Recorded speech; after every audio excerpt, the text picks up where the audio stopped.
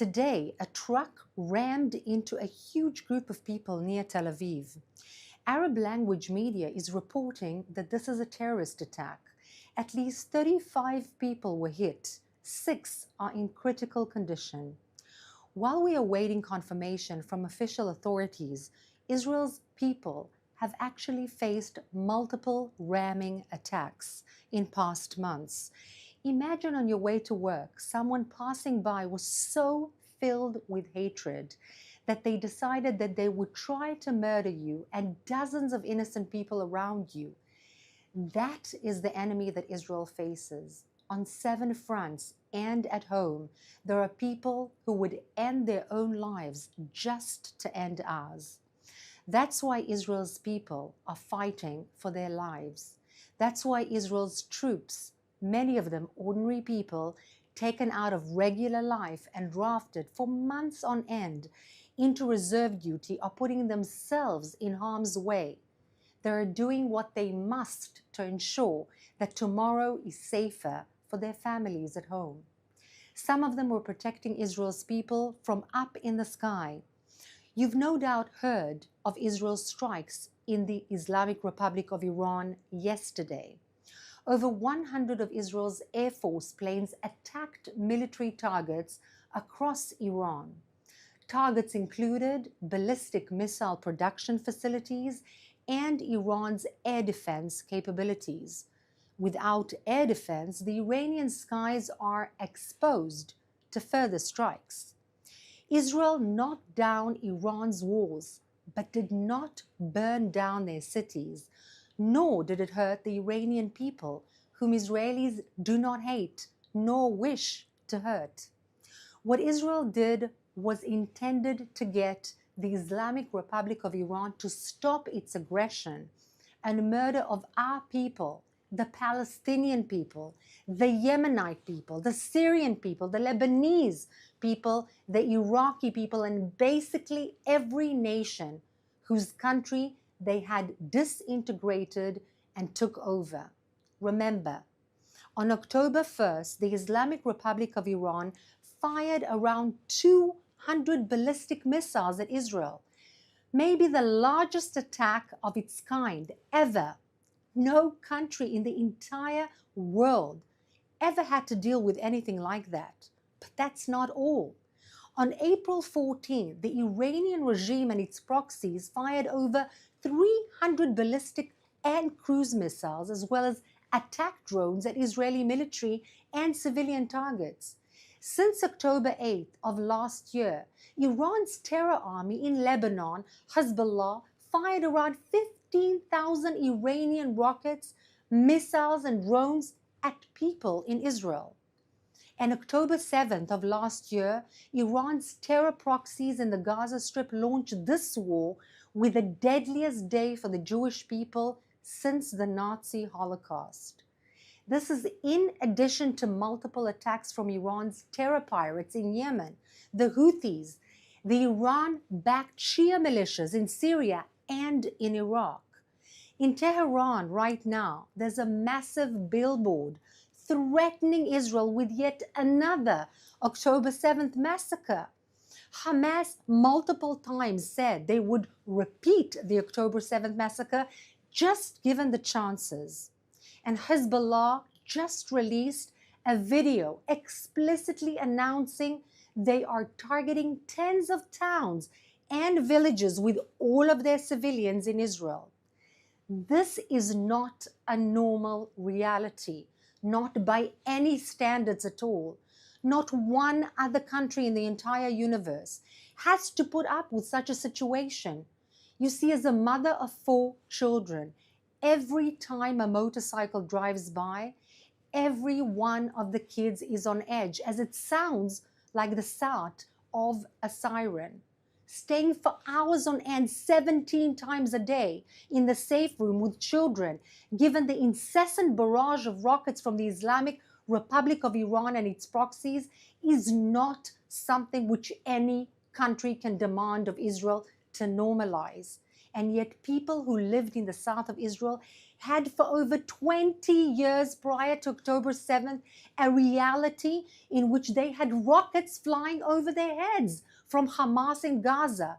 And that was supposedly normal? The world did not condemn the Hamas nor the Islamic Republic of Iran once. Think about that. Now that Israel is finally taken action to defend itself. And Israel is now clearly telling the Islamic Republic of Iran, stop threatening our lives. Back off, or we will do what we must do to make sure that you cannot hurt us nor our children any longer. Now let's take some questions from our audience watching live on social media. For our first question, Erdman Beat asks, does the atmosphere in the Arab-Israeli community support terrorism, or is this just an exception to the rule? Thank you for your question. In fact, between 20 and 25% of Israel's population, for those who don't know, are Arabs who are Israeli. They have an Israeli citizenship, they can vote, they can have high-ranking positions in all of Israeli ministries and so on. Most of them are amazing citizens, they are law-abiding citizens, and they back the country. Some of them even serve in the IDF and they serve in the security forces of the country. There are some who are indoctrinated by the horrid incitement that is sent either by ISIS videos or other things shown on Al Jazeera and other social media aspects. But the vast majority are law-abiding citizens that support the country and support normality. NY Cleese asks on YouTube, Saudi Arabia publicly condemns Israel's strike on Iran. How do you interpret the actions and intentions of Egypt and others who seem to want to have their cake and eat it too? Very often, for those who understand the mentality of the Middle East, get it. There's a declarative aspect and there is the reality, what they really mean. It's usually between the lines and not the line itself. In other words, there is a sort of a condemnation, a fairly weak condemnation from Saudi Arabia, but in actual fact, they are not even mentioning the word Israel. Here, they are basically thankful for Israel that is doing the job for them, not only Saudi Arabia, but all Arab regimes that want stability within their country. They don't want the extremism, whether it's Shiite extremism led by the Islamic Republic of Iran or Sunni extremism led by Qatar. They don't want that because that is also a threat to their own regimes as well. And they therefore support Israel and the fact that it's trying to take away those threats from the entire world and especially from the region. Hillary Granfield asks on Instagram, is there a hostage deal ongoing with Egypt to release the hostages? If so, please explain. So at the moment, there is something that's cooking. All of the details are not quite clear at the moment. The Hamas are again saying they are not willing to receive a temporary ceasefire. The Israeli side is not saying much, but there are very high-ranking persons moving to Egypt, to Cairo, and also talking with Qatar in Doha. The details are not yet clear, but very definitely on the agenda of Israel at the moment and very, very high on the priority list is getting our people back. There are over 100 hostages that are held against the international law, against any kind of humanity, still by the Hamas terrorists and by some people in Gaza that don't even necessarily belong to Hamas, but they are the so-called civilians. Some of them are also holding some of our hostages. And yes, there are actual movements towards getting them back. It's perhaps better not to go into the details in order to make this actually happen. We have a pair of questions about the Iran strike. First of all, Why didn't the IDF target Iran's nuclear facilities? And has Iran vowed to retaliate?